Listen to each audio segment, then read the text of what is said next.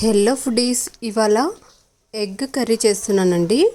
ముందుగా మిక్సీ జార్లో వెల్లుల్లి రెబ్బలు, అలాగే ఆనియన్స్, కారంకి సరిపడా ఎండుమిరప, నువ్వులు, అలాగే జీలకర్ర, కరివేపాకు వేసి మిక్సీ పట్టి పెట్టుకున్నానండి.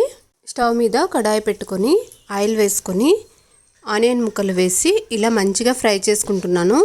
ఫ్రై చేసుకునేటప్పుడే ఇందులో తగినంత సాల్ట్ కూడా వేసుకోవాలండి. సాల్ట్ వేసుకుంటే ఆనియన్స్ త్వరగా ఫ్రై అవుతాయి. ఇప్పుడు ఇందులోకి కొంచెం పసుపు వేసి ఇంకొకసారి బాగా కలుపుకుంటున్నాను.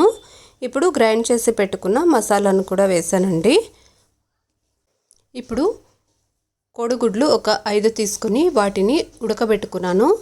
వాటిని తొక్క తీసి ఇలా 4 పీసెస్ లాగా కట్ చేసి పెట్టుకున్నాను.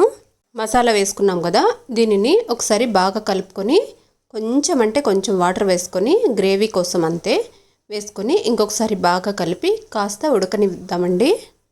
ఇది పచ్చివాసన పోయి మంచిగా కుక్ అయ్యాక కట్ చేసి పెట్టుకున్న ఎగ్ పీసులు కూడా వేసి ఇంకొకసారి బాగా కలుపుకోవడమే.